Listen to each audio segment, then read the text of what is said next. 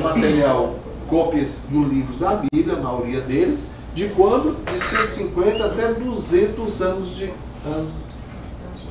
antes de Cristo. E esse material tinha sido intocado quando? Sem ninguém ter mais visto, sem ninguém ter pego nele, sem ninguém mais ter tocado, nem saber que ele existia quando? No ano 70, quando Jerusalém foi destruída. Como eu falei para vocês, os romanos chegaram só em Jerusalém. Olha, Jerusalém, vamos atacar e vão destruir. Os romanos saíram destruindo, foi tudo que eles encontravam no caminho. Inclusive a comunidade de Curã. Eles destruíram foi tudo. Eles não era apenas uma coisa. Aquela visão que eles chegaram, vieram nos cavalos, aí cercaram Jerusalém. Não, eles já viram destruindo, era tudo, varrendo tudo, lambendo tudo. Jerusalém foi a última porque era a cidade mais forte que resistiu por mais tempo. Então eles também vinham e destruíram a comunidade de Curã, aquela que o Jefferson viu. O Luciano foi lá, também viu lá, a comunidade de Curã viu lá, já escavaram, dá para ver onde eles ficavam, os quartos deles, né? Os mikvah, onde eles tomavam os banhos rituais. Aquele pessoal foi morto. Foi acabado aquele aí no ano 70 também. Os romanos também acabaram também. Mas eles, sabendo que os romanos tinham feito, e o que os romanos faziam, vão fazer o quê?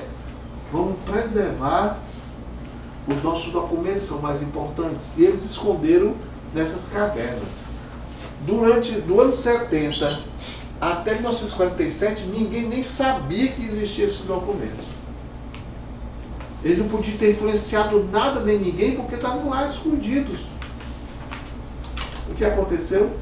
Quando os cientistas, arqueólogos, pegaram esses documentos, dataram, esse documento aqui é do 150 antes de Cristo. E ele é a cópia de Isaías, o livro de Isaías. De quando? 150 antes de Cristo. Qual é a cópia que tinha de Isaías, mais antiga que tinha? 1000 anos depois de Cristo. Ele disse, rapaz, quando a gente pegar isso aqui, o livro de Isaías está totalmente diferente. Nós vamos acabar com a Bíblia agora. Vamos mostrar que a Bíblia que eles têm hoje é totalmente diferente da Bíblia que tinha no passado. Era essa a expectativa que eles tiveram. Era essa a expectativa quando eles começaram a ver o texto. Esse texto de 150 anos, bem pertinho dos originais, como foi guardado e preservado, que os outros foram copiados. Ela estava como? No ano 1000 depois de Cristo? Diferente. Totalmente diferente, muito deturpado. Quando eles abriram, fotografaram, estudaram todo o texto de Isaías, de Corã, de 150, era igual ao texto de 1000 depois de Cristo. E como a diferença? O texto de 1000 depois de Cristo ainda era melhor do que esse texto. Era muito melhor copiado, muito melhor preservado no sentido da negócio do que isso. Porque os de Curã, eles não eram escribas profissionais como os maçoretas eram. Eles copiaram direitinho, com muito cuidado, mas não eram profissionais como os maçoretas. O texto maçorético ainda é melhor, reflete muito mais a opinião consensual dos originais do que o próprio texto de Isaías. Olha aí. Então, eu coloquei esse mapa aí para você entender isso. Qual é essa primeira interrogação? Representa o quê? O silêncio. O quê? O silêncio. Não. 200 Não.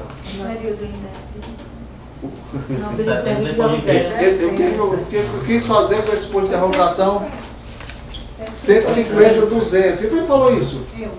Foi não, Mazé. O Mazé não foi nem carne, nem sangue que revelou. Foi o pastor Novite que ficou antes. Não, tá, eu coloquei isso aqui como marcando a data em que aqueles pergaminhos foram escritos. Mais ou menos aí. Pode voltar 200 anos de Cristo, que é a maioria deles, certo? É o primeiro, né? E a segunda? Setembro. Mas marca o quê? A Roma destruiu tudo. Sim, mas marca outra coisa, isso aí que eu sei. Mas o que marca aqui no nosso gráfico? Não se, mexe, não se mexeram mais neles. Quando eles foram depois, intocados, quando eles foram escondidos. Né? Ficou aí. Ok? E a descoberta por ano? 1947. Ok? Tudo bem? Alguma pergunta sobre isso aí? Vamos tratar desse assunto, viu, gente? Vamos dizer muito coisa boa aí. Vimos também porque que o Senhor deu a Bíblia escrita, né? Aquelas questões introdutórias. Vimos também o material que a Bíblia foi escrita, né? Como foi escrita a Bíblia. Vimos tudo na aula passada. Qual é o assunto da Bíblia? Jesus Cristo. Jesus Cristo. A Bíblia fala da revelação de Deus ao homem, né? Fala sobre Deus, fala sobre o homem e fala do plano da salvação. Quem é o centro do plano da salvação? Jesus. Né? Muito bem. E vimos também como é chamada a Bíblia também. Ela é chamada de quê? 3 nomes nós usamos, né? Ela é chamada de quê? De Escritura, chamada também de Bíblia e chamada também de Testamento, quando se faz a antiga e a nova aliança, né? É muito usado também. Então nós vamos estudar hoje a formação do cânon. Você viu já essa lição de hoje? Muito bem. Alguma pergunta? Não. Muito bem. Antes de começar o de hoje, vamos fazer uma provinha. Certo? Ok? Você, se bem que você não tem evento para aula, você faz, depois testa os seus conhecimentos. E se você não acertar, mostra como você devia ter assistido a aula, né? Como você precisa saber isso? Pode fazer. Pode botar o seu nome aí e fazer. Coloque o seu nome, a data de hoje, dia 27. Primeira questão é essa. Leu a leitura do plano semanal da semana passada? Da semana passada. Semana passada foi o dia daquela primeira semana. E agora, leu a leitura do plano semanal da semana atual, agora dessa semana? Ok? Entenderam aí a questão? A número 2 é da semana atual, que era para ter terminado ontem, né, ou hoje. E na semana passada, se você já leu, você tinha lido? Ok, não. Mas se você não leu, e ainda não leu, bote não de novo. Vai ser. E a terceira, aquelas questões que você gosta de fazer, de responder, né? Questão para marcar. Né? Não fale nada, viu, gente? Não fale nada. O que é um palimpsesto? Letra A. É um tipo de inseto que destrui os papiros, uma espécie de traça. Letra B. É um depósito de lixo onde eram jogados papiros, pergaminhos e material velho e sem valor. Letra C. É um tipo de pecado, um relacionamento entre pessoas da mesma família, nuclear. Família nuclear que fala pai, mãe e filhos. E é letra D. Pergaminho apagado e usado novamente. E letra E, tipo de caderno em que as folhas não eram mais coladas e enroladas, pergaminho, mas colocadas uma em cima da outra, formando um livro. O que é um palimpsesto? Nada hoje, hein? 27. Carazinha, não leva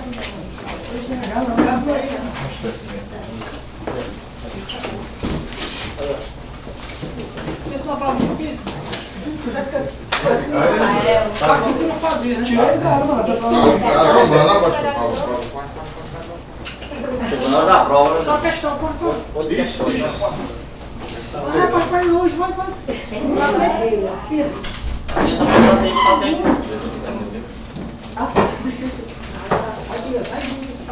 aí. Ok. Todo mundo entregou já?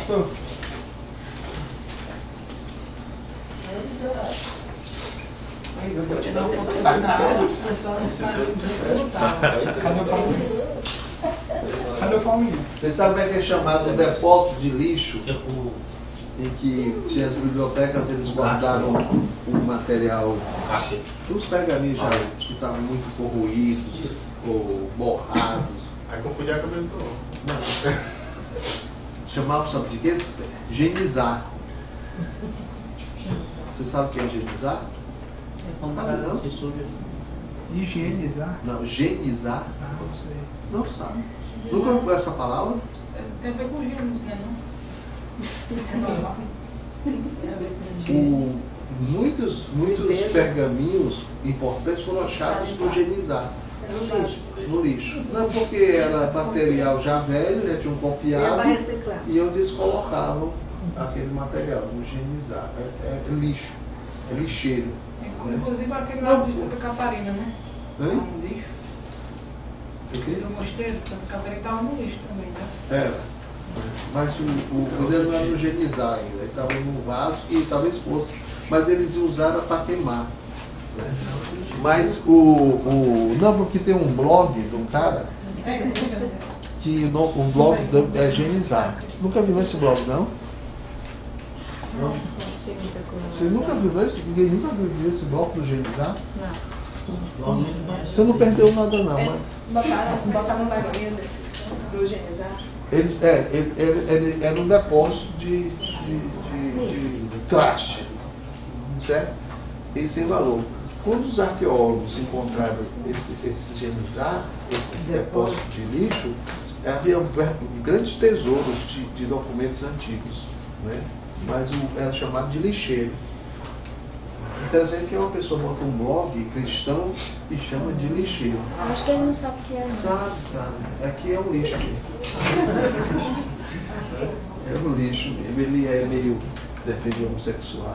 Mas não repita só o que é o Cordex. Codex e Codex. Você terminou já? Não, era um código. Códice. Era quando eles começaram a não mais colar as folhas assim para fazer os pergaminhos, mas colocar uma sobre a outra. Os códices. Tirei 3,3. Ok? Códex é o plural, que era também chamado coletivo. Então o Adson não era um inseto que comia o. Ele botou que era um inseto, né? É parecido mesmo. Sei lá. Tá na aula de falar sobre textos e manuscritos. É evolução, né? Ele sabe que comeu. Era um pouquinho legal, era palimpseste, era uma praça que comia os pergaminhos. Né? Eu pensei nessa aí eu achei. Essa minha ideia foi muito boa, viu? Eu vou ver essa aí. Ainda nada, né? Que não estuda. Ok. Muito bem, então vamos lá, o que não é o cânon, certo? O que não é o cânon? Cânon, que nós chamamos, é essa coleção completa dos livros da Bíblia, certo? Nós nos perguntamos, né, como é que foi junto esse material? Foi vindo do céu, de repente? Não foi escrito tanto em épocas diferentes? Quem foi que teve essa autoridade de juntar e dizer, esses aqui são os livros que Deus deu? Então vamos estudar essa questão. O que não é o cânon, primeiramente? Não é e nunca foi uma decisão conciliar.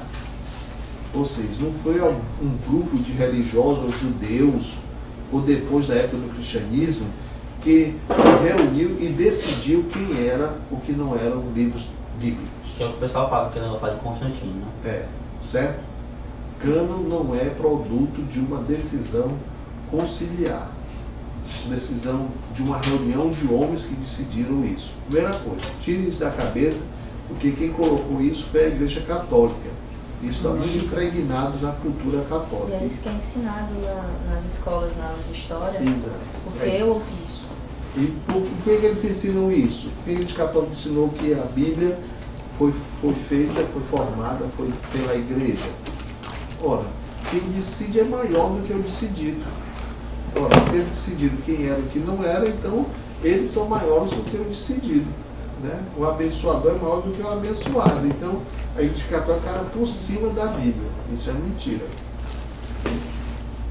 Não foi produto de uma reunião de homens que, num determinado momento histórico, decidiram quais eram ou não inspirados por Deus. Foi uma gradual formação e reconhecimento que os judeus foram tendo acerca da autoridade dos livros.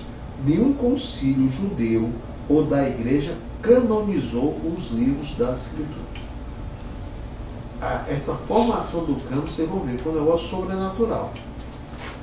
Como foi que esses livros foram adquirindo a autoridade de ser formado uma coleção só. Okay? Por favor. Fecha a porta agora. Muito bem. Agora, como foi formado então o cânon da Escritura? Vimos como não foi e vamos ver agora como foi. Vamos ter 2 aulas sobre isso. Essa de hoje e mais uma aula. Como foi formado o cânon das Escrituras? Homens de Deus receberam revelações de Deus e ou foram guiados pelo Espírito Santo de Deus a comunicarem as verdades que o seu Deus queria transmitir à humanidade. Preste atenção sempre, a gente tem o cuidado de escrever aquilo que para ser mais exato possível. Homens de Deus receberam revelações de Deus, mensagens de Deus, ou eles também, pode ter sido também, apenas ter sido guiados. Então receberam uma revelação de Deus, mas Deus guiou, moveu eles para que eles escrevessem isso. Algumas mensagens eram dirigidas apenas à sua época e não foram registradas. É o que nós chamamos revelação sem inspiração. Revelação é o ato de Deus revelar. Deus dizer uma verdade ao homem. E inspiração é o ato de Deus guiar para que o homem escreva aquilo. Pode ter revelação sem inspiração. Como pode também ter inspiração sem revelação. Então vamos ver isso. Dá para entender? É bem complicado, né? Revelação sem inspiração. Deus deu a mensagem para o profeta, mas não mandou que ele escrevesse. Por quê? Porque aquela mensagem era apenas para aquela época.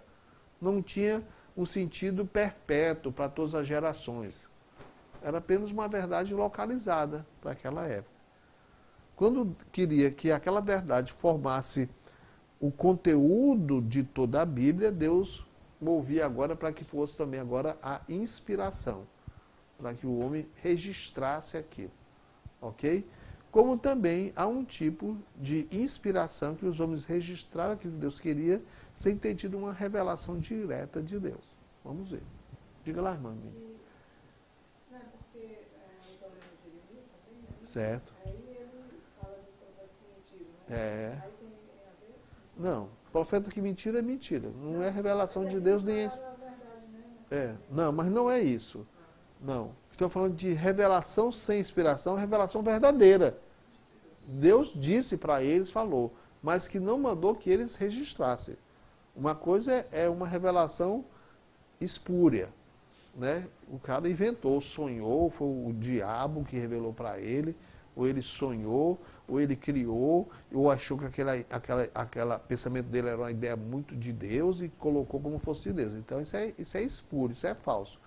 Eu estou falando aqui do correto, do certo. Deus pode ter, como vamos ver, revelado alguma coisa a um profeta, mas não mandou que ele escrevesse, que ele registrasse aquilo. Houve revelação? No caso de Jeremias, ele disse escreve. Exato. Ok. Então, diga lá, pode falar. Com relação o tipo da inspiração é para ele documentar, certo? Exato. Mas o senhor falou que ela é aplicada a uma lição que vai ser perpetuada, né? Exatamente. Exato. Mas tem coisas na Bíblia que é específico para aquela época. Sim, é específico para aquela época, mas ela tem sentido para toda a eternidade, para toda a vida. Certo? Pode ser uma verdade para aquela época, né? Certo? Mas se Deus colocou ali, ela tem alguma aplicação, ela forma um conteúdo, ela forma um bojo de uma coisa completa que Deus está revelando. Se Deus registrou, é porque ela é uma verdade eterna. Né? No livro da lei, né, mandava que Israel, nos seus acampamentos, eles andassem com uma pazinha e eles enterrassem as suas fezes. Porque Deus é santo e o acampamento tinha que ser santo. Né? Qual a aplicação que podemos ver isso? Porque Deus registrou isso, né? Primeiramente, Deus se preocupava até com a saúde do povo de Israel. Naquele tempo não tinha esgotos, não tinha fossa, não tinha nada assim, né? Já pensou num deserto? Mas às vezes eles passavam anos no mesmo local, né? Então, no acampamento, como é que os outros povos faziam? Eles faziam num local e deixavam as fezes lá, né? Provocava o quê? Doenças. Por que o povo judeu, né, foi um povo diferenciado? Por que até a lei dizia isso, né? Eles verão essa lei e vão ser atraídos ao Deus dessa lei, porque Deus preocupava com tudo na vida deles, até com a saúde deles, né? Até com a higiene deles. Então, embora aquilo ali tenha sido específico naquela época, mas tem um sentido tão grande dentro da nossa vida, como Deus se preocupa com os detalhes da nossa vida, né? Paulo diz para Timóteo, cuida de ti mesmo e da doutrina. Ele não diz, cuida da doutrina e de ti mesmo. Cuida de ti mesmo. O que Deus estava dizendo para Timóteo? Timóteo, eu estou preocupado com como é que está seu dente. Como é que está a sua vida. Cuida de ti. Como é que você vai querer cuidar da doutrina se você não está se cuidando nem de você mesmo? Né? Como é que está teu colesterol? Como é que está teu triglicírides? Cuida de ti mesmo. Né? Então, olha só, um cuidado que Deus tinha na palavra dele até com o homem, e não está falando dali, né, cuida de ti, não é nada de falando de santidade dele, da doutrina que está na santidade. De ti é ele mesmo, é o físico mesmo dele. Né? Ok? Como é que está a sua vista? Né? A vista da gente é muito importante, né? A nossa voz, tudo isso é muito importante. A nossa saúde, Deus está preocupado com a nossa saúde. Está envolvido com a nossa saúde. Então, homens de Deus receberam revelações de Deus e foram guiados. Alguma mensagem era dirigida apenas à sua época e não foram registradas, revelação sem inspiração, como é o caso da maioria dos profetas do século X e do século IX. Certo? Por exemplo, Natã era um profeta? Era, né? Quem foi que disse para Natã que Davi tinha pecado com Batseba e tinha até provocado a morte do marido dela? Será que foi uma fofoca palaciana? Né? Foi Deus. E o recado de Natã, preste atenção que foi Deus que mandou dizer. Assim diz o Senhor. O recado. Não foi ele que era um profeta, um homem espiritual, preocupado com Davi, analisou a situação e disse, assim diz o Senhor. Deus é que mandou. Né? E aquele profeta certamente deve ter tido muitas outras profecias. Era chamado de profeta, não foi só essa vez que ele profetizou, não. Onde é que estão as profecias de Natã?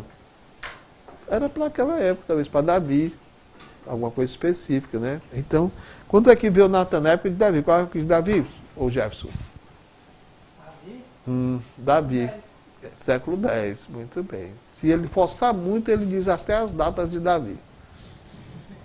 Não, se ele pensar um pouquinho, ele diz até as datas de Davi. Davi reinou durante 40 anos. Né? O filho dele, o neto dele, o Roboão, dividiu o reino em 930. Aí então o pai dele tinha sido quem? O pai de Roboão tinha sido Salomão. Então Salomão reinou de 930 a 970. Antes dele reinou Davi 40 anos. Vai dar quanto? Isso aí, viu? Estamos chegando lá, né? E poder até chegar à época de Saul. Saul reinou 40 anos antes de Davi. Qual a data de Saul? 1010 a 1050. Olha aí, viu? Olha, viu? É o que eu falei para vocês. Se a gente botar um pouquinho para funcionar a cabeça, por uma data que a gente sabe na Bíblia, a gente começa a fechar as outras datas, né? Quando foi que Babilônia foi destruída? 586. Quanto? 586. Babilônia foi destruída? Babilônia foi tomada pelos persas quando? 536. 536. Você soube porque lembrou da data ou porque raciocinou?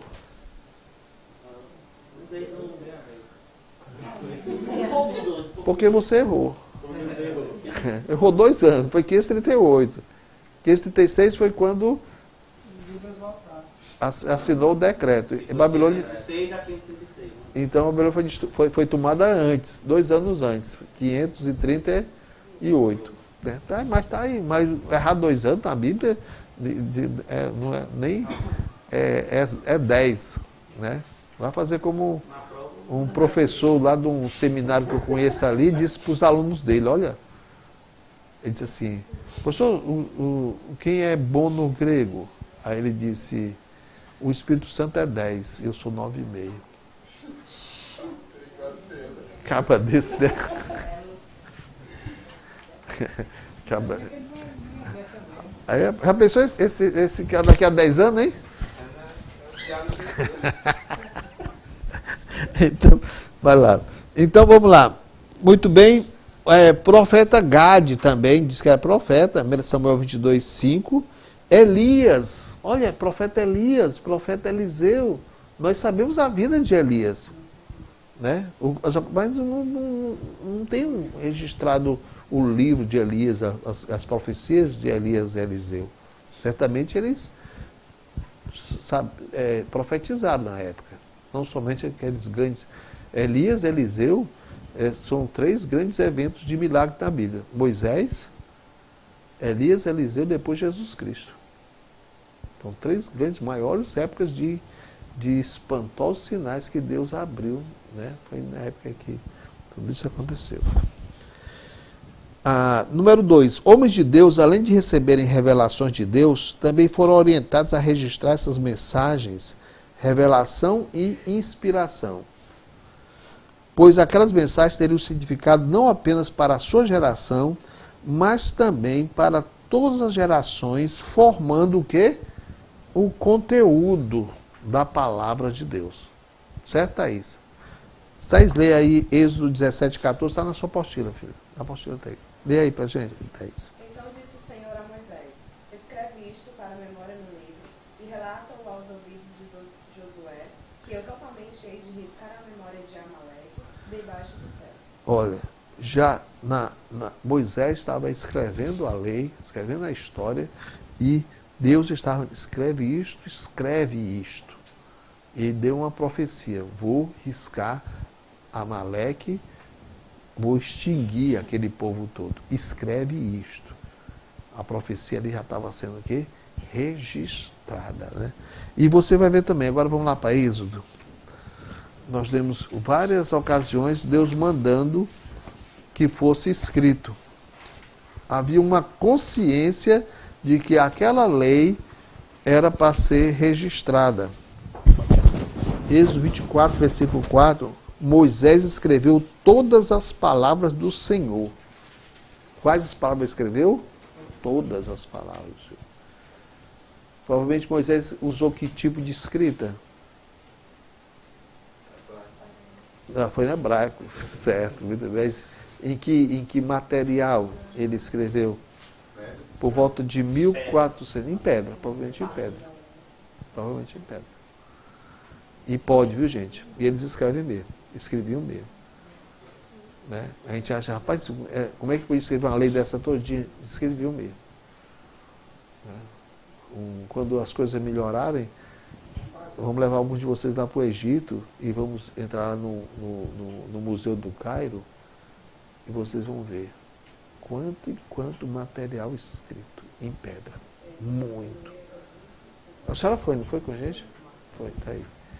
E quando você chega, você vê aquele Museu do Cairo, ele diz que nos depósitos guardado tem mais ainda, talvez 20% do material está exposto. Mas está guardado, é tão mal guardado, tão mal... Se o pessoal do Estado Islâmico entrar lá, não fica nada. É verdade. Você sabia que quando derrubaram aquele presidente anterior ao negócio, eles queimaram a sede do partido dele, e é vizinha ao Museu do Cairo. Perigo. Queimaram. Você chega lá, está lá o prédio de 4 ou 5 andares, todo queimado, vizinho ao Museu do Cairo. Perigo ter perdido um grande acervo. Já pensou as múmias? Lá você vê as múmias no chão, lá no Museu do Cairo. Mas múmia para que não acaba mais. Né? É interessante. Então, você vai ver como o negócio é tão incrível, certo? Foi uma das coisas que eu achei mais impressionantes lá. Você foi lá, não foi? Não foi? Lembra dos desenhos, os sinais, que é os hieróglifos, né? Os passarinhos que representam, todos eles do mesmo tamanho, da mesma cor, como se fosse um selo, como se fosse um carimbo, na pedra, tudo incrível. Segundo o nosso guia, que ele é um egiptólogo, né? Ele disse que até hoje não se sabe qual foi aquele tipo, que eles marcavam a pedra e depois pintavam. Mas ainda não sabe ainda que tipo de tinta foi usado, tão bem feito que até hoje está lá. Né? Incrível. Pode ser sido, né? Deve ter muita influência boa de Israel, dos judeus no Egito, deve ter tido muita influência. Pode ser que o José muda, né, o Egito, né? Ok? Então ele diz aí 24:4, 24:4 e 24:7 também.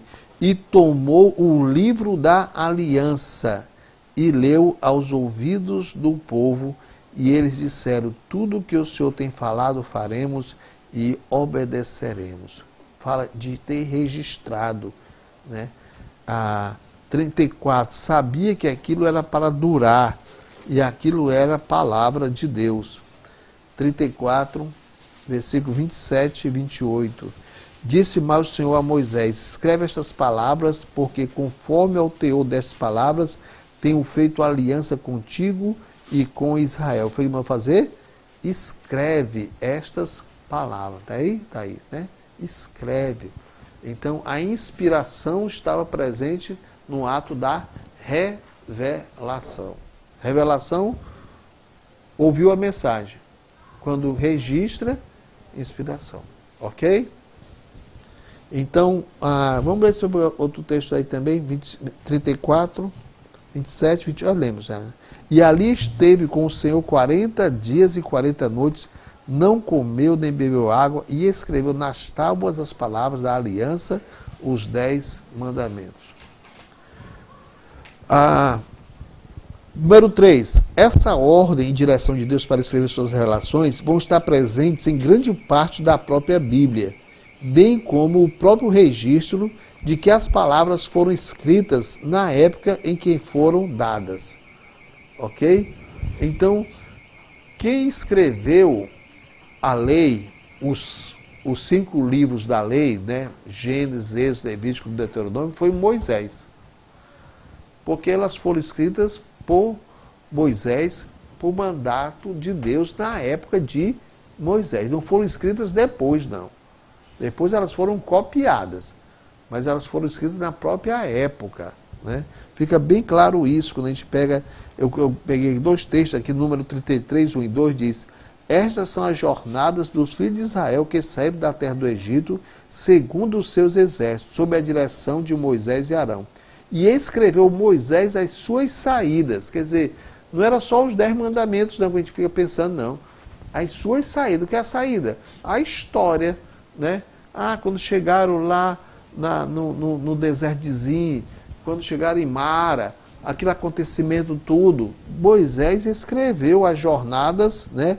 Segundo os seus exércitos, sob a direção de Moisés, e escreveu as suas saídas segundo a sua jornada, conforme ao mandato do Senhor. Escreveu seguindo a ordem que Deus tinha dado. Então, Deus estava registrando a sua vontade, a sua palavra ali por escrito. E essas são suas jornadas segundo as suas saídas. Então, nós temos vários textos, eu quero ver com vocês, Deuteronômio 31, 22, 24.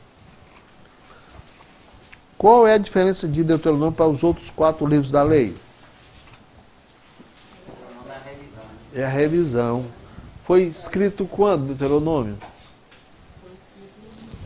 No último ano. Eles já estavam aonde? Já estavam nas planícies de Moabe, né? Então, nunca esqueçam disso, né? Deuteronômio foi escrito no último ano certamente já tinha toda a lei, e Moisés faz uma revisão, e Deuteronômio é a lei em forma de uma pregação. Acho interessante isso. Às vezes eu preparo um esboço, né? E às vezes eu quero que aquele esboço coloque mais coisa registrada no esboço. Aí, além daquilo que eu tinha colocado apenas como frases soltas, eu explico melhor. Ou para mim mesmo, para depois guardar, ou então para que alguma outra pessoa possa ler e entender. Quer ver, só o esboço a pessoa não entende muito bem, né? Eu faço isso algumas vezes na koinonia. A koinonia é meio esboçado um pouquinho, mas quando eu vou passar para o Luciano, para ele botar no site, eu já preencho mais as coisas, explico mais as coisas, porque está em forma agora de pregação. Né? Eu mandei da koinonia agora, mandei? Mandei não. Mandei. Se as pessoas lessem meus e-mails, era uma maravilha. Eu dou um trabalho danado para fazer e-mail para mandar para essa turma aqui.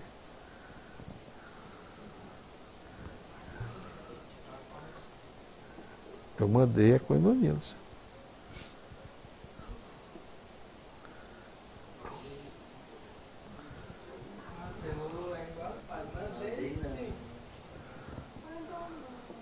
Ó,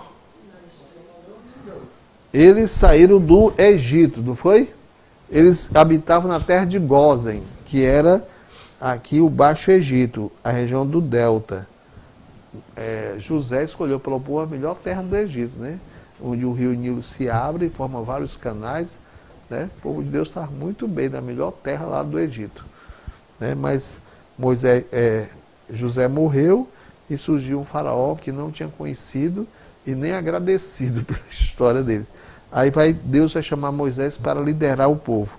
Ele sai da terra de Gósen e eles ficam encurralados aqui nesse braço do Mar Vermelho, né? Quem estava guiando era Deus. Não foi que Moisés foi uma besteira, não. Quem estava guiando era Deus. Deus não mandou que ele fosse pela estrada real, que era a estrada pelo litoral. Por que Deus não mandou pela estrada do litoral? Supõe-se, porque na estrada real tinha muitas fortalezas egípcias. Era só mandar um mensageiro na frente, mandar interromper o povo. Então Deus mandou que ele viesse por essa região. Só que chega nessa região, do lado esquerdo tem o Mar Vermelho, impossível de atravessar. Em frente é o deserto do Saara, impossível do povo viver, o deserto do Saara. E do lado direito, uma cadeia de montanhas. Só tinha uma opção, voltar. Mas não voltar não podia. Quem vinha atrás deles, Faraó. Eles estavam o quê? Num beco sem saída. Estavam realmente encurralados, né? É quando Deus manda aquietai-vos, saber que eu sou Deus, e durante a noite um vento sopra e abre o Mar Vermelho e eles passam. Aí eles passam, o que era um perigo se tornou a grande proteção deles. Por quê? Depois que eles passaram, o faraó tentou e o mar se fechou. Para perseguir esse povo, o que ele tinha que fazer agora, se fosse fazer? Tinha que dar a volta toda aqui para cá para vir para lá de cá. O que o mar se tornou a grande proteção deles para outra investida dos egípcios. Essa passagem aí, nós passamos, aquilo ali é o canal de Suez. Nós passamos por baixo. Nós não tivemos fé suficiente para passar por cima, passamos por baixo. Porque eles fizeram o canal de Suez, né, levando o Mar Vermelho até o Mar Mediterrâneo, e para que pudesse passar, eles fizeram um túnel por baixo do Mar Vermelho. A gente passa.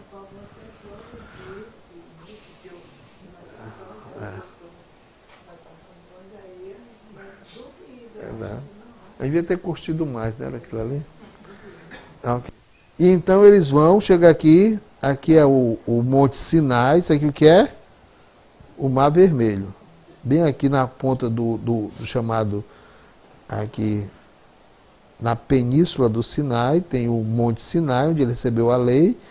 Ele volta para bem aqui, perto aqui já, né, para entrar na terra prometida, que está mal feito aqui, na região aqui de Cádiz Barneia, onde eles mandam os espias olhar a terra, e é nessa região aqui que eles passam os seus 39 anos.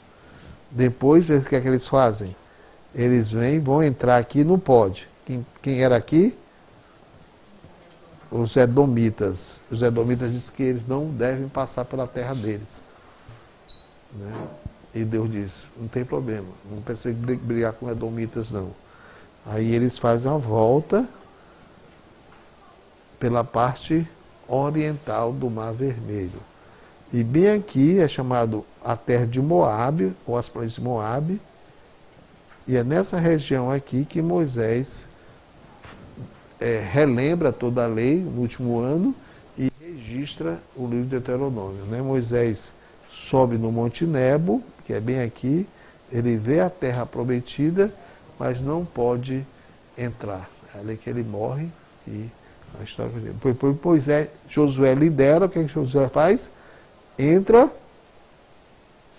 aqui é o Rio Jordão, e Deus faz, marcando a liderança de Moisés, como fez com Moisés. Moisés atravessou o Mar Vermelho a pé, e Josué atravessa o Rio Jordão a pé. O Rio Jordão também abre e eles passam, né? Então, aqui. Então, é aqui, nessa região aqui, que é dado Deuteronômio. Né? E como é que foi dado? Olha, 34 aí. E como foi dado o livro de Deuteronômio? Havia ordem, será, para que ele escrevesse? Tem muitos textos aí muito legais. Assim Moisés escreveu este cântico, estou 31, 22, está vendo? E ensinou aos filhos de Israel muitos registros de ter escrito. Na época dele, Moisés escreveu. Quem é o autor da lei, dos 5 primeiros livros? Moisés, isso aqui. Versículo 24 também. E escreveu que, aconteceu que, acabando de Moisés escrever num livro todas as palavras desta lei até se acabarem. Escreveu. A Bíblia tem vários registros da Escritura. Olha, quando vai chegar para o livro de Josué, capítulo 1, versículo 8, o que é que Deus diz a Josué? Não se aparte da tua boca o livro desta lei. O livro, a lei estava já escrito. Né? Livro, estava lá o material escrito já. Ele tinha que agora estudar, tinha que agora ler, tinha que agora meditar, ele tinha agora de compreender Deus e compreender o povo de Deus também. Olha só como ele deixa muito claro isso. 1 Reis, capítulo 4, vamos lá também.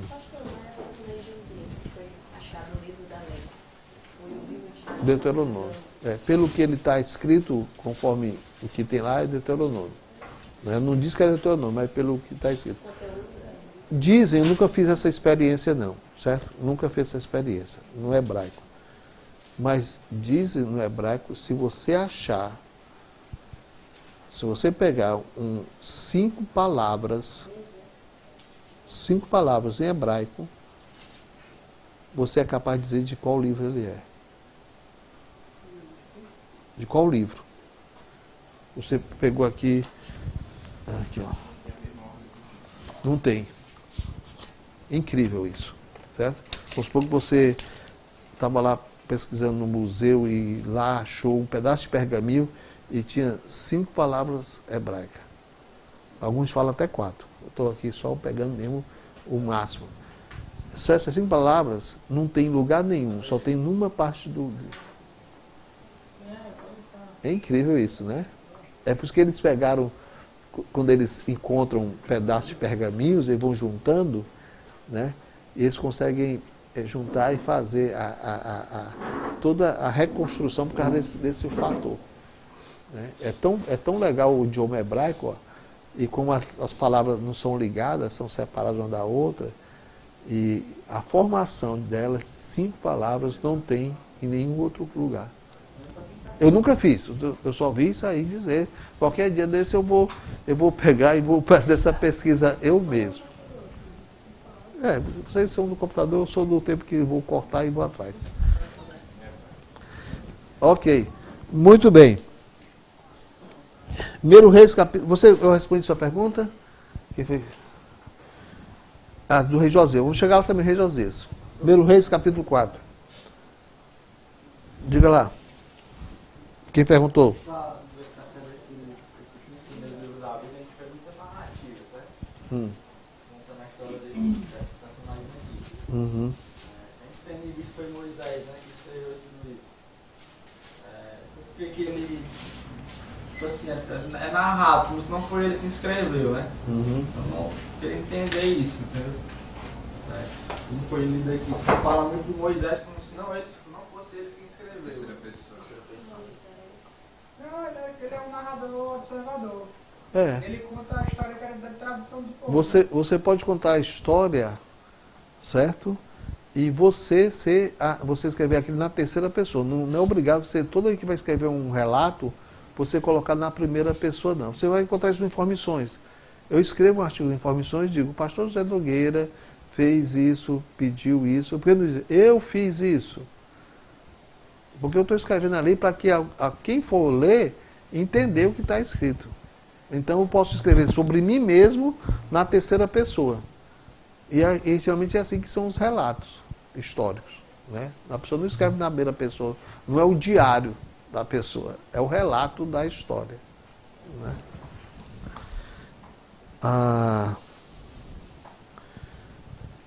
Ok, vamos ver aqui. 1 Crônicas, vamos lá, 1 Crônicas. 1 Crônicas, capítulo 29. Crônicas. Eu quero ir adiantando um pouco.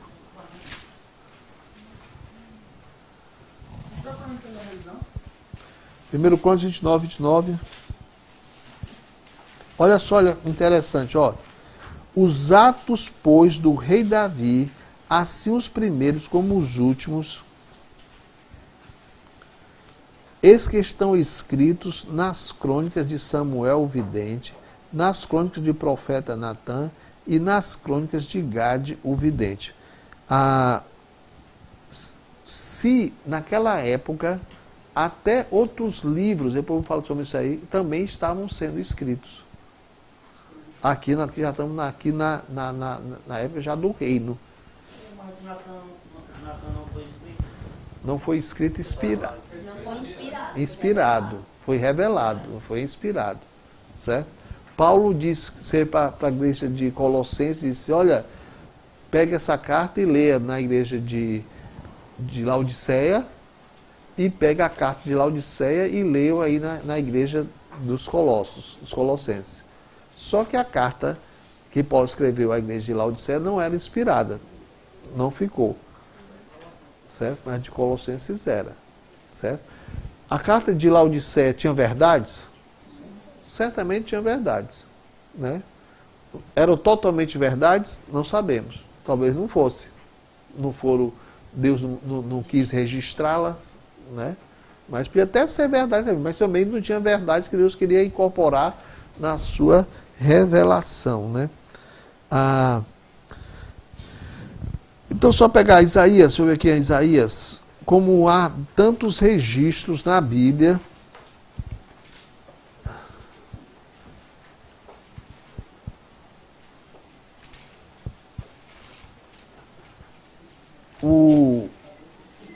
já foram achadas muitas coisas fora da Bíblia do idioma hebraico, né? E, por exemplo, foi achado na época de Davi, 1000 anos antes de Cristo, uma pedra registrando a época das chuvas, a época das colheitas, um negócio. E escrito sabe por quem? Pelo um agricultor. 1000 anos antes de Cristo, a escrita em Israel era tão comum que até um agricultor registrava as coisas dele. Não era só coisa dos sacerdotes que tinham direito à escrita, não. Então aqui no livro de Crônicas, o autor está dizendo que a história deve ser registrada no livro de Samuel, que acabou virando um livro, né? Aham, isso. Em E não entraram no caminho. Isso, exatamente. Já vê se ajuda aqui Isaías 30, versículo 8. Vai, pois, agora escreve isto numa tábua perante eles e registra-o num livro, para que fique até o último dia, para sempre e perpetuamente. Olha só, ordem para escrever aquilo que estava sendo dado. Ok? Na época mesmo, né? Então nós estamos aí. Agora o que eu achei aqui assim, bem interessante da gente aqui, de tantas leituras bíblicas, é em Atos capítulo 7. Olha só. Atos capítulo 7 é o sermão de Estevão, né?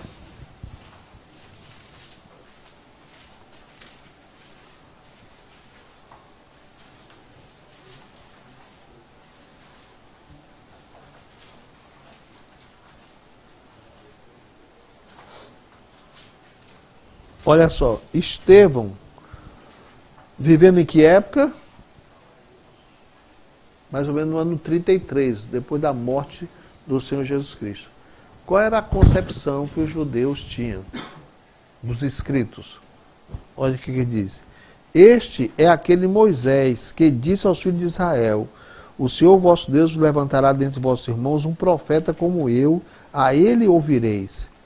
Este é o que esteve entre a congregação no deserto, com o anjo que lhe falava no monte Sinai e com nossos pais, o qual Moisés, né, falando de Moisés, recebeu as palavras de vida para nulas dar. Recebeu e nos deixou essa palavra. Concepção, como nós estamos vendo. Deus deu a revelação e mandou que ele registrasse, e ele normalmente estava dizendo isso. Moisés recebeu e Deus quis deixar para nós essa revelação. É importante aqui, aquela questão aqui, ó. É importante, gente, são 8h20, né? Tá no nosso, tá não? Que hora do intervalo? 8h15. Vamos agradecer pelo nosso, ver o que é que nós temos hoje.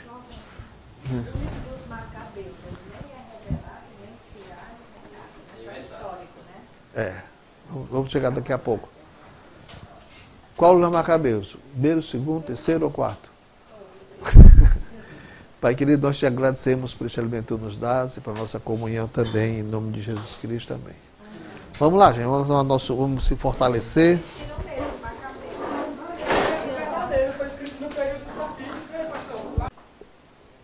As tiras, né, de couro, e então fazia o rolo. Com a dificuldade, é bom isso, né? Porque era bom de conservação. Mas quando inventaram os chamados códices, foi muito mais prático. Eu estou lendo Isaías capítulo 5, quero ler Isaías 60. Eu tenho que ir lá para o final abrir tudo. Se for no códex, o que é que eu faço? Apenas viro as páginas, né? Então, apesar de ser um bom sistema, mas os códex substituíram completamente os pergaminhos. As formas de se escrever.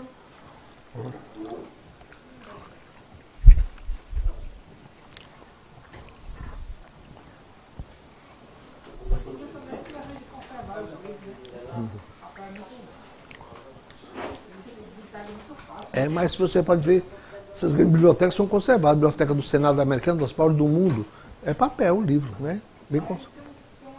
Tem toda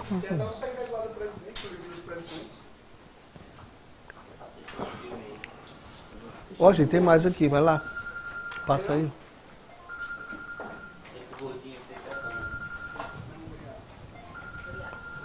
Ok, vamos lá. Vamos ver isso aí.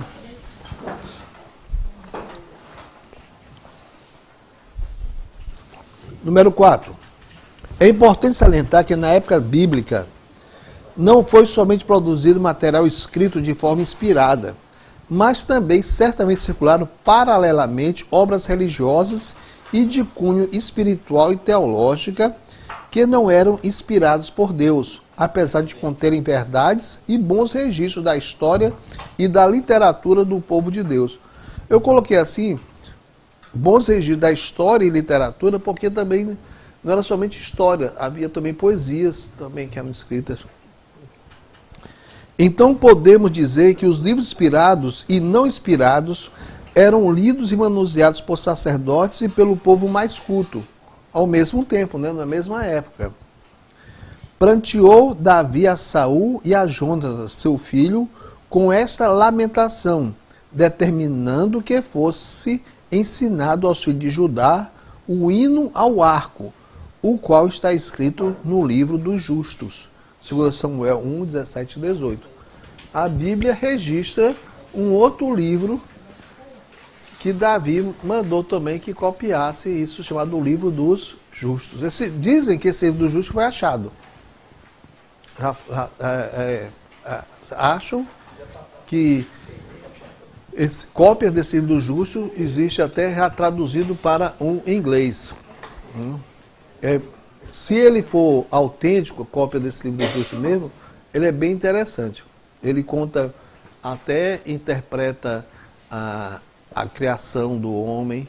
Esse Livro dos Justos conta histórias de Noé, da arca, conta muitas histórias do Livro dos Justos. Então, era uma literatura judaica muito antiga. 1000 a.C. tinha esse livro. Não era inspirado, mas era um livro interessante. Será que eles acharam em Corã também? O quê? Será que foi achado em Corã também, esse livro? Não, acho que não foi não. Pouco material apócrifo, quase nada foi achado em Corã. O que foi achado em Corã? Os livros bíblicos, né? Um terço do material são os livros bíblicos, outro terço material de Corã trata de material produzido pelo próprio Corã, os registros deles e também as suas normas de Corã, né? E um terço é de material extra, como o livro dos tesouros, alguma coisa de Jerusalém, alguma coisa assim, mas apócrifo, pouquíssima coisa foi achada. Ainda não.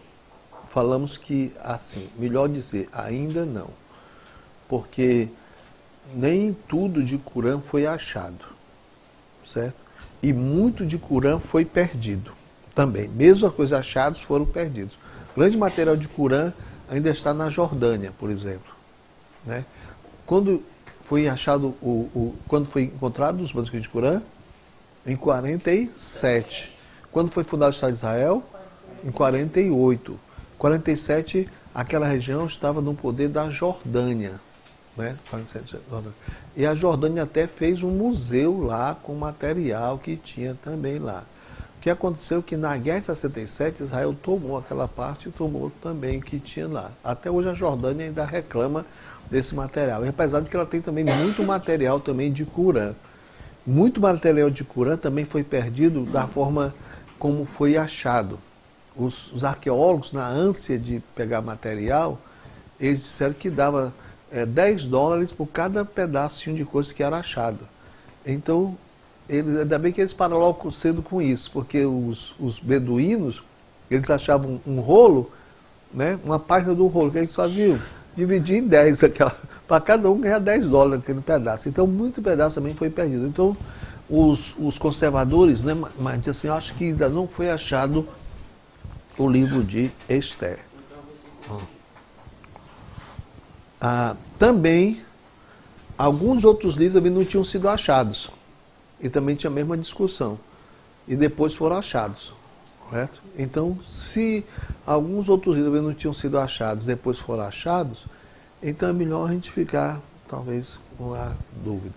E pode ser também que Corã, a comunidade de Corã, ela tivesse um seu preconceito e não tivesse também achado que aquele Esther fosse esperar. Pode também ter essa explicação também.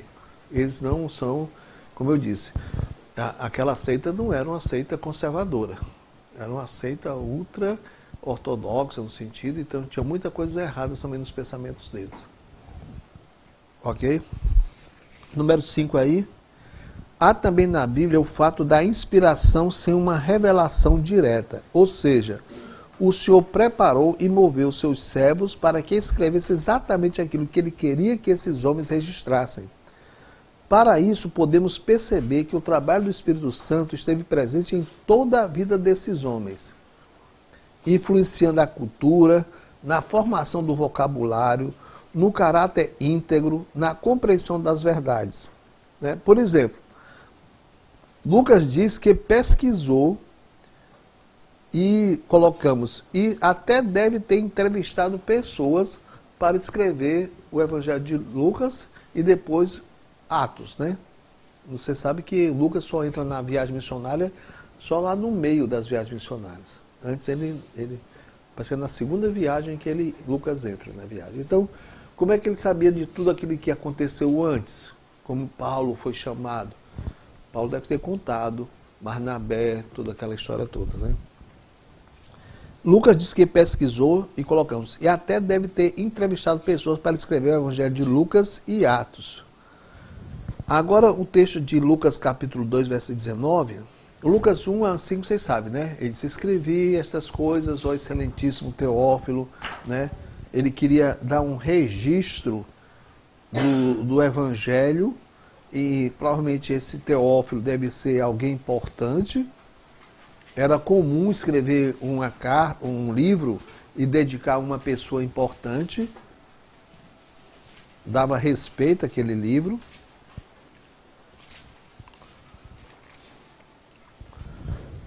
Né, sabia que as primeiras Bíblias, quando eram traduzidas, eram dedicadas aos reis. Para que isso? As primeiras Bíblias traduzidas eram dedicadas aos reis. Porque o rei nem era crente, nem era temente a Deus. Mas o ato de dedicar aquele livro a uma autoridade, né, não somente emprestava autoridade ao próprio livro, né, foi ao rei que foi dirigido aquilo ali, como também a proteção. Né? O rei sentia-se homenageado com aquilo e ia proteger também aquele livro. Quem eram os reis católicos da Espanha? Os reis católicos da Espanha? Fernando e Isabel. Nunca ouviu falar sobre isso, não? Chamados reis, na época do século XVI, descobrindo do Brasil, os reis católicos, né? O nome da rainha, como é o nome da rainha? Isabel, né? O João Ferreira de Almeida, quando foi traduzir, ele dedicou a eles e trocou o nome da prima de Maria. No grego é Elizabeth. E ele, em homenagem, colocou Isabel. Se você olhar no grego, é Elizabeth. E ele colocou o nome dela de Isabel. Maria foi visitar Isabel, né? A mãe de João Batista não é Isabel, é Elizabeth o nome dela. Qualquer texto grego você pega, está lá, Elizabeth. Agora era uma coisa comum. Eram nomes da mesma raiz, e ele pegou o nome, em vez de transliterar para Elizabeth, transliterou para Isabel. Né? Era português. Sim. E o Dom João VI, o Dom João, lá em 1500, é uma coisa... Acho que lá nesse tempo daí já estava Portugal já estava entrando mais em decadência, né? O que foi que aconteceu com o Dom João VI? Levou a corte, né? O Napoleão estava invadindo, né? E Portugal estava muito desprestigiado. Agora os reis católicos, Fernando e Isabel, eles eram muito respeitados. Né? Ele diz, tendo, pois, muitos empreendido em ordem a narração dos fatos que entre nós se cumpriram, segundo nos transmitiram os mesmos que os presenciaram desde o princípio. Olha, ele pegou testemunhas oculares e foram ministros da palavra. Pareceu-me também a mim conveniente descrevê-los a ti, ó excelente Teófilo, por sua ordem, havendo-me já informado minuciosamente de tudo desde o princípio. Olha, Lucas disse que se informou minuciosamente desses detalhes, para que conheças a certeza das coisas que já estás informado. O objetivo era apologético, né? Era dar a esse Teófilo um registro do Evangelho que ele pesquisou, que ele pegou com testemunhas oculares e com ministros da palavra, com pregadores daquela época, talvez os apóstolos estão incluídos aí, né? E eu acho interessante, Lucas capítulo 2, versículo 19, diz que mais Maria guardava todas estas coisas, conferindo-as em seu coração. Como é que ele podia saber que Maria guardava e deixava tudo bem guardadinho no coração? Se não foi Deus que falou, foi Maria. Não podia outra pessoa ter falado. Então, Lucas deve ter entrevistado, inclusive, Maria, né? Que diz que ela guardava no coração. Só quem pode dizer isso é quem estava dentro do coração dela, né? Essa informação, se não foi por revelação divina, ele a pegou da própria Maria, pois somente a própria pessoa poderia dizer isso. Não diz que Lucas recebeu revelação de Deus. Diz que ele pesquisou e escreveu. Aí é o que nós chamamos uma inspiração sem revelação. Se toda escritura, ou como toda escritura é inspirada por Deus, e ela não pode falhar, significa que o Espírito Santo preparou Lucas desde pequeno para que ele tivesse cultura, para que ele tivesse depois vocabulário, conhecimento, tivesse metodologia, para que tudo que Deus queria que ele registrasse, ele registrasse. A história da formação do cânon bíblico. Surge a pergunta: como Deus fez com que o seu povo reconhecesse quais os livros eram inspirados? Vamos desenvolver esse assunto, inclusive o ponto de vista da história. Mas houve sempre a preocupação que os livros passassem por alguns testes de canonicidade. Não foi assim a tarefa tão comum, mas na história esses livros passaram por algum tipo de estudo, né? Quais eram as perguntas que eles faziam? Esse livro era autêntico? Ou seja, tinha sido realmente escrito por um homem de Deus? No caso, a lei, Moisés, Isaías. Estão com o livro de Isaías aqui, o rolo do profeta Isaías, o pergaminho do profeta Isaías. Essa cópia que nós temos aqui é autêntica? Certo? A cópia é autêntica ou não é? É, mas uma vez que a cópia reflete a original, ela é autêntica. Se não houve nenhuma uma coisa para falsificá-la, certo? Se eu pegar isso aqui, ampliar, eu vou ficar igualzinho com aquela que tem lá no Museu do Livro. Está igualzinho lá no Museu do Livro. Ali também é uma cópia do que foi achado. A cópia mesmo está lá embaixo no cofre. É uma das coisas mais preciosas do mundo. Porque é um livro inteiro do ano 150 a.C. Não existe. Não existe. Não existe nenhum outro livro de 1000 anos, de 1500 anos. Aquele ali é de quanto tempo? 2150 anos. Uma cópia. Não existe em livro de ninguém, em nenhuma parte. E aquilo é um milagre ser preservado. Está inteiro. Né? Todo o livro do profeta Isaías. Assim como também tem Abacuque, tem todos os livros da Bíblia copiados lá. Então, eles perguntavam, esse livro é autêntico, tinha sido realmente escrito por um homem de Deus, o livro tinha autoridade divina, realmente era assim diz o Senhor, sua mensagem havia transformado vidas na história, havia um reconhecimento disso. 4, olha o 4, tinha sido aceito pelo povo de Deus, lido e usado como regra de fé. Então, nesse colecionar esses livros, eles passavam durante esse tempo todo por essas indagações. Um livro que não era autêntico não podia ser inspirado. Um livro que não foi o profeta Isaías não podia ter o nome Isaías se não foi dele. Então não podia ser de Deus. um livro do profeta Jeremias, que não tinha sido escrito pelo Jeremias, não podia ser de Deus, né? Não podia ser. Então ele era autêntico. O povo de Deus na história sempre respeitou, sempre viu, foi passado isso de geração em geração. 2, importante, é claro que existe um aspecto subjetivo do povo de Deus diante da Bíblia.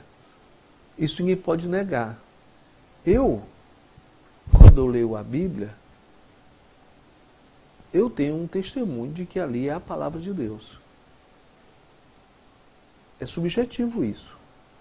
Mas eu creio que isso é questão de que o Espírito Santo que habita em mim foi o Espírito Santo que escreveu a Bíblia.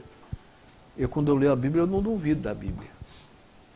Quando eu leio a Bíblia, o meu sentimento é de entendê-la para respeitá-la, para honrá-la, para compreendê-la e para vivê-la. Se ela me repreende, eu aceito. Se ela me conforta, eu aceito. Se ela me exorta, eu concordo com ela. Se ela diz que eu estou errado, eu não vou discutir com ela. E como é que isso se dá? Eu não sei. Mas é uma coisa que deve levar em consideração por todo o crente. Você, quando lê a Bíblia, você sabe que ali é a palavra de Deus. É subjetivo. Se fosse só isso, não era nada. Mas diante de tantas as outras evidências históricas, tem esse também que concorda com você. Eu dou um exemplo aqui, talvez muito forte, quer ver? Talvez você nunca tinha ouvido falar sobre isso. E eu nunca tinha visto também seguindo esse argumento da prova, que eu estou falando isso aí. Trata-se de um testemunho interno do Espírito Santo. Ele dá autoridade à sua palavra em nossos corações, ao lermos. Temos um grande exemplo na história. Lutero, no século XVI, estava questionando os erros do catolicismo romano, né? Salvação pelas obras do catolicismo, a diferença entre clero e povo do catolicismo, a idolatria do catolicismo, a invocação de santos do catolicismo, os sacramentos. Quanto mais Lutero via isso, mais encontrava erros dentro do catolicismo, né? Então, muitos erros. Então, tudo que era católico naquela época, Lutero questionou, inclusive o cânon bíblico. Será que a Igreja Católica, né, já que ela adulterou tudo, ela também não adulterou a própria palavra de Deus? Lutero também questionou a questão de essa Bíblia que nós temos.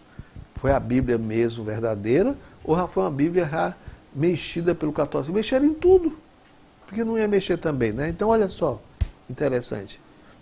E como havia todos os tipos de erros e fraudes, Lutero pesquisou até o cânon bíblico, se a Igreja de Roma não havia deturpado ou falsificado. Lutero questionou a Epístola de Tiago, pois achava que ela defendia a salvação pelas obras. Tiago capítulo 2, né, diz que o homem não é salvo pela fé somente, fala lá, né? Então foi uma discussão no capítulo 2. Lutero, quando vendo a Epístola de Tiago, disse, será que essa Epístola aqui não foi uma fraude católica, colocando na Bíblia para defender a salvação por obras, né? Olha só como é interessante. Lutero até disse, né? Lutero questionou a Epístola de Tiago, pois achava que ela defendia a salvação pelas obras. Lutero até disse que em relação a Romanos, a de Tiago era uma epístola de palha. Quando se alguém disser, Lutero disse que Tiago era uma epístola de palha, não é verdade. Tiago disse, em comparação aos argumentos de Romanos da salvação pela fé, ao que é dito em Tiago, os argumentos de Tiago são como palha, quer dizer, são fracos demais, certo? Ele não disse que a epístola de Tiago era de palha, em relação a Romanos era como palha.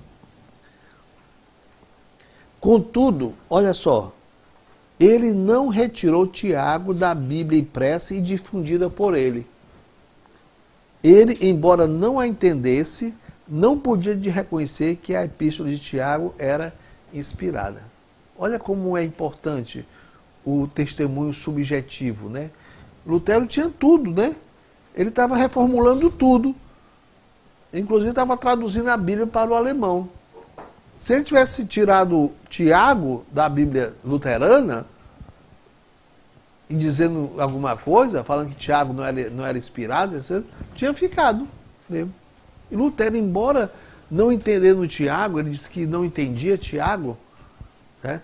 Que para ele não era tão... ela defendia quase fosse uma doutrina da salvação por obras também, mas ele, por temor, por respeito, porque sabia que aquilo era inspirado, tinha que ficar ali, não podia mexer. Quem foi que disse isso para Tiago, para Lutero? O Espírito Santo. Não mexeu. A Bíblia luterana tem Tiago, embora Lutero não entendesse. Da parte de Deus, sempre teve coisas que os homens não entenderam. Às vezes alguma coisa era muito avançada para o homem, mas os homens nunca tiraram, nunca mexeram naquilo. Os judeus, né, não deixavam os jovens, os meninos, lerem o livro do Cântico dos Cânticos, Cantares, né, porque tinha parte muito pesada ali, né? O cara elogia cada coisa ali, da mulher também, né? Então, como é que um livro tão santo, né, vai elogiar as partes íntimas da mulher e do homem, né? Então, a cultura da época era o quê? Qual era a cultura assim da época? É que o sexo não era para ser falado, não era para ser dito, né? Não é que era errado, mas não era para ser dito, não era para ser falado, né? Tudo isso. Mas a Bíblia coloca isso 2000 anos na frente, e lá está o homem elogiando a mulher por inteira, a mulher elogiando o homem por inteira, a mulher dizendo, quem me dera se a gente fosse lá para uma pousada lá no campo, e de manhã cedo a gente ia ver as romãs, a gente ia ver as abelhinhas, né, fecundando, tirando o pólen, né, para fecundar, a gente vê os insetozinhos, tudo lá, e aquelas florzinhas nascendo, foram fecundadas, aí diz, e lá eu dar-te-ei o meu amor. O que é que ela estava cantando ele para quê? Hein? Convidando o marido para passar umas férias no campo, e no campo amarem-se lá no campo, né? Tudo bem? Tudo bem, né? Mas para aquela época era um negócio meio esquisito isso, meio estranho isso. E foi censurado muito tempo essa história, né? Então, por que não foi tirado isso da Bíblia? Por causa dessa questão. Tem uma das parábolas de Jesus, que é uma das parábolas mais difíceis, com certeza. Não, é a parábola do administrador infiel. Aquela parábola, até hoje, então, os homens estão estudando aquela parábola. Jesus disse que tinha um administrador que roubava do seu dono, e um dia o dono chegou para prestar conta com ele. Ele disse, agora vou ser apanhado no meu roubo. Ele pega, chama o pessoal que devia e frauda os livros. Você devia quanto ao meu senhor? Eu devia 100 moedas de ouro. Bota aí, vou só 50. Aí o cara saía alegre. Você devia quanto ao meu senhor? Você devia 300 bois. Bota aí, só deve 50. Né? E todo mundo saiu alegre, negócio, e quem teve um prejuízo foi o senhor. E quando o dono chega e diz, mas como você é inteligente, e elogia o administrador. Como é que pode? O cara rouba, o cara depois dá um jeito de roubar ainda para os outros, e o dono chega e ainda elogia o administrador, que chama ele de inteligente. Você de origem de coisas de dinheiro escuso, você fez amigos. Como você é inteligente. Ninguém entende essa parábola corretamente. É difícil ser interpretada essa parábola. Na igreja do primeiro século, do segundo século, terceiro século, quando eu lia isso, eu disse, meu Deus, como é que vai deixar isso aqui na Bíblia? Né? Jesus elogiando um ladrão, o pessoal do PT, né? Ele estava bem dizendo que esse dinheiro aí devia dar todo para a obra de Deus, né? Foi amigo, né? Já que não podia fazer outra coisa. Pois é. essa palavra é difícil. Mas por que nunca foi tirada do Novo Testamento? Porque não podia mexer naquele texto. Embora nós não entendamos, um dia vamos entender melhor. Você pode pegar, na sua Bíblia, pegar e ver as interpretações que dão para isso aí, né? Porque parece uma coisa imoral. Elogiar um ladrão. Né? E o cara termina bem, ainda mais da história, né? Um dia eu vou pregar sobre isso e vou explicar para vocês. Né? Por exemplo, pegava um desses que roubou bem muito, só para me convertir, agora eu vou investir todo em missões, né? Mas isso aí. Investir. Sim. Né? Por quê? Porque é difícil entender isso, porque a Bíblia fala de uma moral muito rígida. Né? Sem jeitinhos, a Bíblia é muito... Como é isso? Então, tem um sentido espiritual nessa parábola que é preciso você estudar muito, pensar muito, ver a cultura da época. Mas o que eu estou dando exemplo é que essa parábola foi durante muitos anos sem ser entendida, mas você não vai encontrar em nenhuma cópia da Bíblia ela tirada. Por quê? Porque havia aquilo ali. De Deus não se mexe. As coisas de Deus não se mexem. Bem que nós não entendamos. Né? Ok. Número 3. A canonicidade não era uma qualidade atribuída aos livros pelos homens, como que afirmava o catolicismo romano.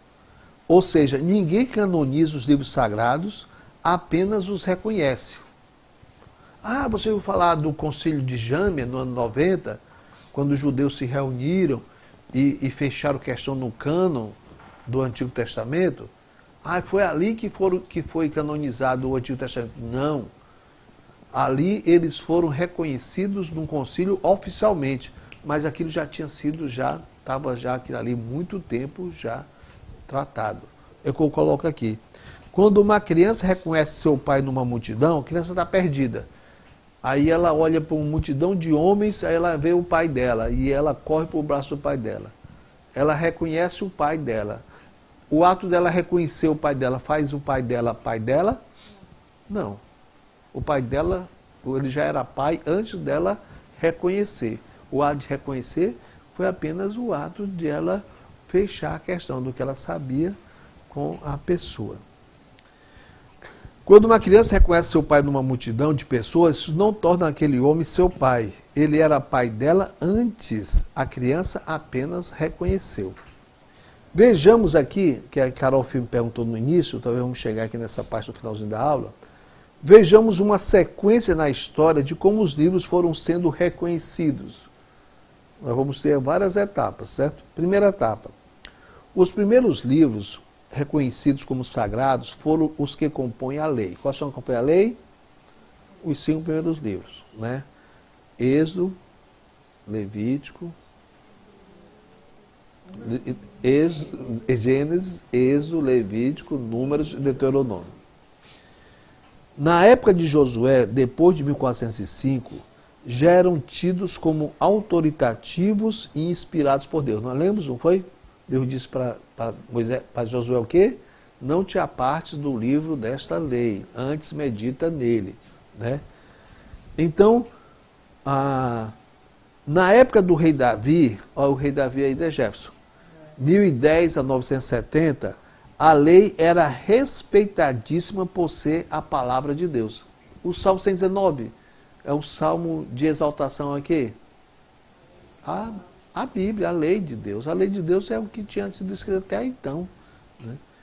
E no tempo do cativeiro babilônico, quando foi o cativeiro, 606 a 536, a palavra de Deus era igualmente tida como verdadeira e autêntica. Nós vamos ver isso em Esdras, vamos ver algumas passagens aí. Muita coisa. Deixa eu ver aqui uma coisa para dizer para vocês. Nós estamos pegando na história de como a palavra era já tida como palavra de Deus, como autêntica palavra de Deus. Pegamos aí na época do Êxodo, depois na época de Davi e já na época do cativeiro babilônico. Uma coisa que eu queria aqui com vocês era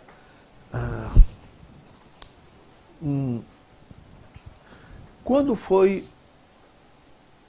Quanto tempo durou o cativeiro babilônico? Quanto tempo durou o cativeiro babilônico de 70 anos? Durou quanto tempo? Hein? Quanto tempo durou o cativeiro de 70 anos? Quantos anos, Thaís? 70 anos. Certo. Ok. Começou. Eu queria só explicar isso para vocês, que um dia vocês vão ler e eu já vi essa dúvida na cabeça dos alunos. Ok? O cativeiro babilônico começou desde da primeira leva, em 606, quando Daniel foi levado. Depois, a segunda leva, em 596, quando Ezequiel foi levado e grande parte dos profissionais liberais, do pessoal que trabalhava, do pessoal de profissão, que nós chamamos carpinteiros, né? Foi levado todo esse pessoal, né? Os marceneiros, os pedreiros, foram levados para lá. E a última leva foi os que sobraram da morte depois da destruição de Jerusalém. Certo? Você vai encontrar algumas vezes que o cativeiro babilônico, né, foi em 586. Certo? Não é errado, viu, gente? Porque foi realmente o ano que marcou o total. Foi em 586. Então, se você encontrar ou num livro, ou na Bíblia, alguma vez, uma referência a 586 como o ano do cativeiro, não estranhe. É apenas isso, é apenas como usamos a nomenclatura. Qual foi o grande evento do cativeiro? Foi em 586. Foi quando não ficou mais quase ninguém lá. Ok? Então, só quero essa observação, eu acho que é importante, que às vezes a gente não sabe.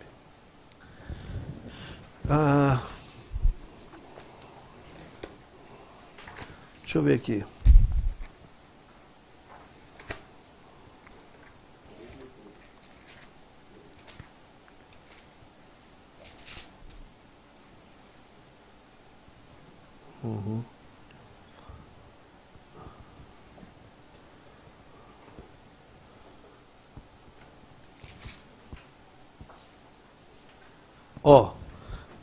Anote essa referência aí, Neemias capítulo 8, aí onde tem, eu devia ter colocado uma referência aí, que eu botei a referência do período de Davi, de Moisés, de Davi, e não coloquei aí do cativeiro. Neemias 8.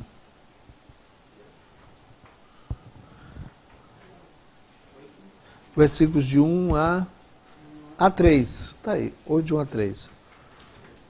Nós encontramos aí, então.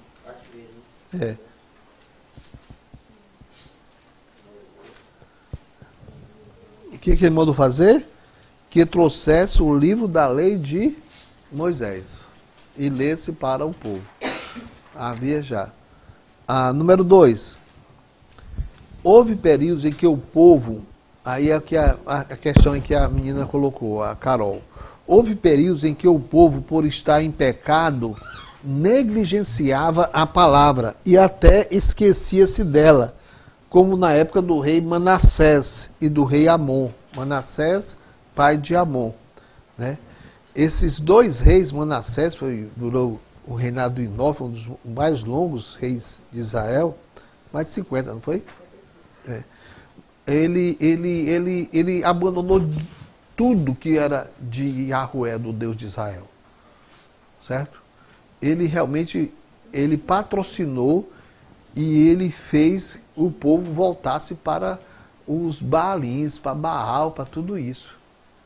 E a lei ficou esquecida. Provavelmente alguns sacerdotes zelosos esconderam, guardaram os pergaminhos, com medo talvez até que fossem queimados, que fossem rasgados, né? Mas sempre havia revivamentos e retorno com temor à palavra. Vê o exemplo do rei Josias, neto do perverso Manassés, que ao ser encontrada a cópia, ou os originais da lei, promoveu uma grande restauração de Israel ao Senhor. Olha, se você pegar aí de 640 a 697, dá quantos anos? Dá 57 anos, né? Do tempo de Manassés e Amon. Durante mais de 50 anos, quase 60 anos, foi extinto o culto a Yahweh em Israel. Por isso é que Josias, quando assume, e depois de um certo período, assume muito novo, né? Depois de um certo período, é que ele promove agora vai restaurar o templo, e nessa limpeza do templo, tirando os ídolos, eles acham uma cópia da lei, né? E quando eles leem aquilo ali, pode ver, ele era um homem temente a Deus, conhecia muito pouco, a lei estava escondida, mas ele devia saber alguma coisa, que só existe um Deus de Israel, que é contra idolatria, que Baal é um Deus falso. Mas quando ele pega a lei, né, que tinha todas as prescrições para celebrar a Páscoa, para fazer os sacrifícios, né, há um clamor, há um choro muito grande. Como nós andamos desobedientes a Deus, e há um pedido de perdão a Deus tremendo naquela lei. Então, o que eu queria chamar a sua atenção é da minha opinião, né? Não precisa seguir a minha opinião, mas segundo Crônicas, capítulo 34, gente, se isso aqui não for só uma linguagem, uma figura de linguagem, é muito forte. Eu fico com o forte. É quando eles acham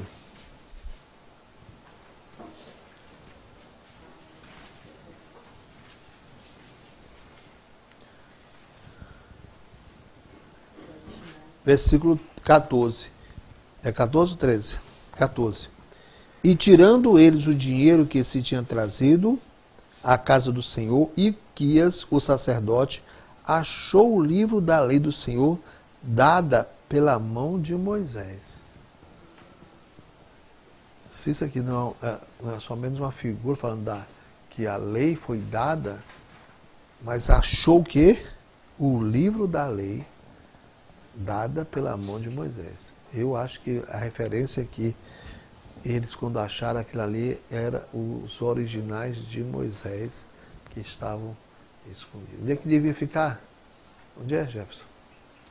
Devia ficar na arca. No Santo dos Santos, ao lado da arca. Mas também tinha uma cópia dentro da arca, né? Não, da arca tinha 3 coisas. O que era? A vara de Arão. Vou lhe trazer uma revelação para você. Eu fotografei. Era os 10 mandamentos. Né? É uma figura de linguagem. Tábuas de pedra mesmo. Né? Você, quando vai viajar de avião, você embarca no avião. Embarcar é entrar numa barca, num navio. É uma figura de linguagem. Mas havia a cópia dos 10 mandamentos, a vara de Arão, que floresceu, né? E um prato de maná. Isso aqui dentro da arca. O que tinha fora da arca era toda a lei guardada. Era o lugar mais bem guardado. Né? Ok? Fica aqui. Lá em Israel, fica tão pouco baixar a arca, né? Eu creio que você comprar um imóvel em Israel é um bom negócio, né? Porque você pode encontrar coisas lá escondidas, guardadas. Que há muita coisa. Às vezes acham nos jardins, vão cavar o jardim e acham coisas. Aí tem que avisar o departamento de arqueologia, eles mandam saber o que vão, se tem que tombar ou não, né? Mas é interessante. Um fato que deu muita credibilidade às escrituras, aí é que eu digo, por que os judeus ficaram assim, tão fascinados com esses livros? Né? Por quê? O que foi o fato? Eu acho que foi esse aqui. Um fato que deu muita credibilidade às escrituras foi o fenômeno das profecias que foram anunciadas e depois cumpridas literalmente. Por exemplo, uma profecia daqui para 1000 anos não vai influenciar nada hoje, praticamente. Mas se você guardar e daqui a 1000 anos acontecer, aquele documento vira de importância muito grande. E algumas profecias foram dadas de cumprimento muito próximo daquela época. E elas se cumpriram literalmente. Por que o livro de Isaías, o livro de Jeremias, né? Como é que os judeus leem esse livro, meu pai? Eles leem com todo cuidado, com todo respeito. Cada letra ali saiu da mão de Deus. Olha por quê? Foi o fato das profecias cumpridas. Olha o que aconteceu. Temos vários exemplos disso. Jeremias profetizou a destruição de vários povos, inclusive do reino de Judá, Jerusalém, pelas mãos da Babilônia. E profetizou também que a própria Babilônia seria tomada por outro reino. Tudo isso aconteceu na época de Jeremias e em tempos posteriores, bem próximos dele. Olha só, botei aqui uma data aqui para você ter uma ideia aqui.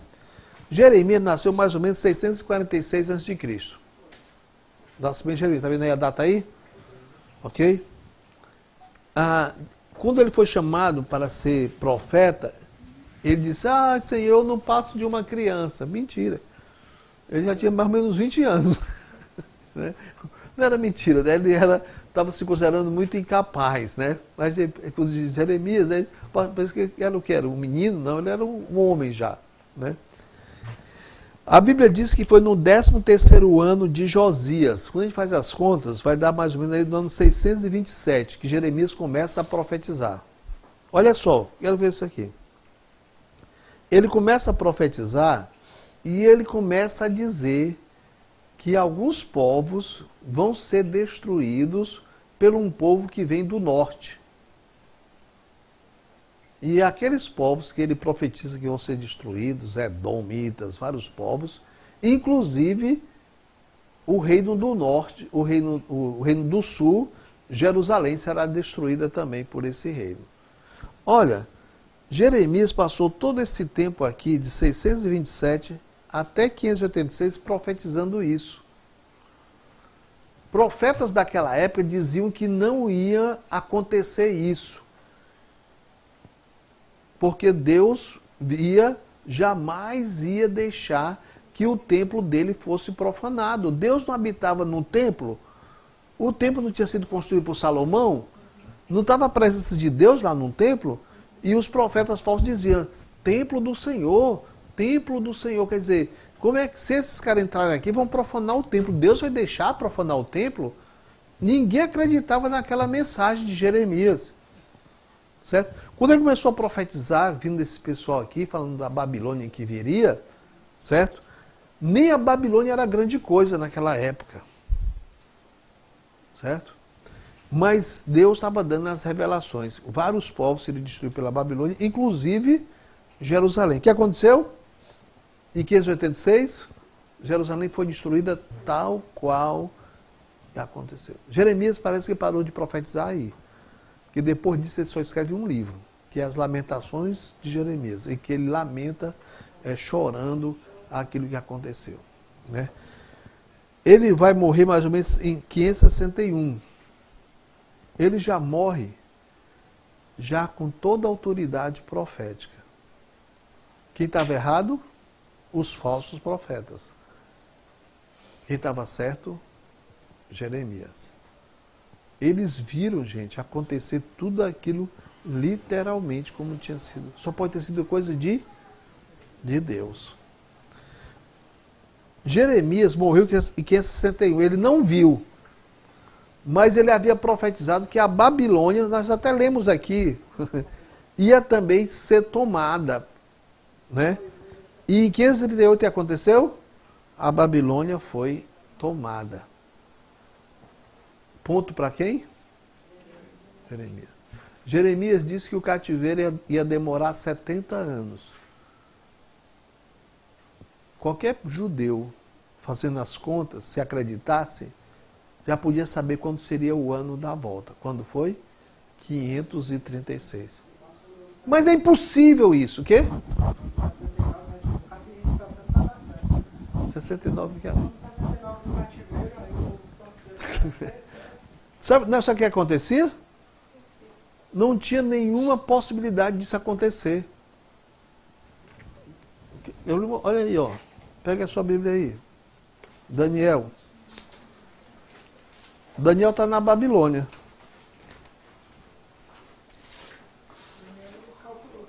Foi. Olha, Daniel capítulo 9.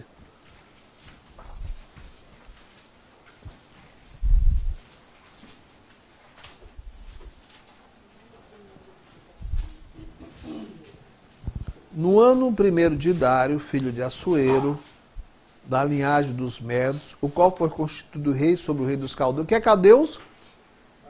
Babilônia. Os Medos invadiram a Babilônia e ficou agora também como rei dos caldeus da Babilônia. Certo? No 1º ano de seu reinado, eu, Daniel, entendi pelos livros que num dos anos que falaram o Senhor ao profeta Jeremias, em que havia de cumprir-se a desolação de Jerusalém, era de quantos anos? Era 70 anos, né? Ele pega a profecia de Jeremias e entendeu. Fez as contas. Estava em que ano? 69. Né? Daniel olhou, Senhor, não vai se cumprir essa profecia. Os judeus não estão querendo voltar. A Babilônia foi conquistada sem... Só morreram os babilônios mesmo. Os persas estavam tratando muito bem os povos conquistados. Pela perspectiva daquela época, a geopolítica, as questões políticas daquela época, não ia. E não ia acontecer. Daniel entra em pânico por causa disso. Eu dirigi o meu rosto ao Senhor Deus para buscar com oração e súplicas, com jejum e saco de cinza, e orei, Senhor meu Deus, e confessei, e disse, Senhor, grande e tremendo, nós pecamos. O que está passando no coração de Daniel é que o pecado do povo ia atrapalhar talvez o cumprimento da profecia. Porque ele está se arrependendo pelo povo, colocando diante do povo. Né? Mas não tinha nada a ver com o povo mais a questão. A questão agora é com Deus. Né? Então, o fato de Dário assinar aquele decreto, né, em 536, autorizando o povo de Israel a voltar para a sua terra, foi uma coisa que só quem pode ter sido acontecido foi pela mão de Deus acontecer. Porque nem a perspectiva histórica daquela época era surpresa. Daniel ficou apavorado quando fez aquela... Talvez se a Babilônia não tivesse caído, né, talvez ele tivesse até mais chance, né? Porque faz tanto tempo, a Babilônia vai deixar o povo voltar. Mas agora tomou um outro povo é que toma, né? Vai fazer uma medida tão drástica dessa logo assim que toma. Então, o que aconteceu em 536? A profecia de Jeremias cumpriu-se quanto? 100%. 70 anos se cumpriu. O retorno do cativeiro. Então, o que isso acontecia? O que isso dava? Credibilidade aos profetas. Esse livro de Jeremias não podia ser desprezado, tinha sido de Deus. Jeremias tinha morrido já, mas o livro dele ainda estava. Daniel está quando? Em 537. Lendo, estudando que livro? O livro do profeta Jeremias.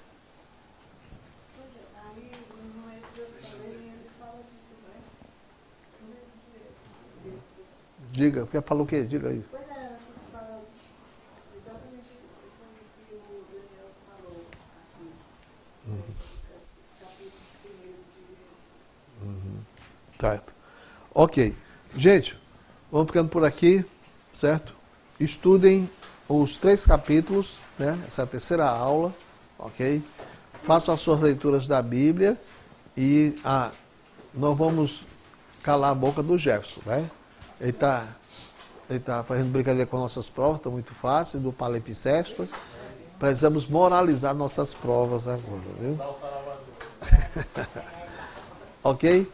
Se preparem, né? Não, se preparem, eu estou dizendo, você estudando, né? Releiam a apostila e façam as leituras, tá certo? Jefferson, já que você vai levar uma sova aí dos seus colegas lá fora, então você vai orar. Peça logo misericórdia do Senhor. Amém. Senhor Deus e Pai, graças te damos pela tua bênção, a Deus, palavra que o Senhor tem dado para nós, através da tua vida. Obrigado, Senhor, pela sabedoria que o Senhor dirigiu aqui. Não para que também estejamos ainda refletindo mais sobre essas coisas e aprendendo ainda mais, a Deus, a tua palavra, podendo te servir melhor. Obrigado, Senhor, abençoa nossa mão para casa, protege, Senhor, em nome de Jesus. Amém. Amém.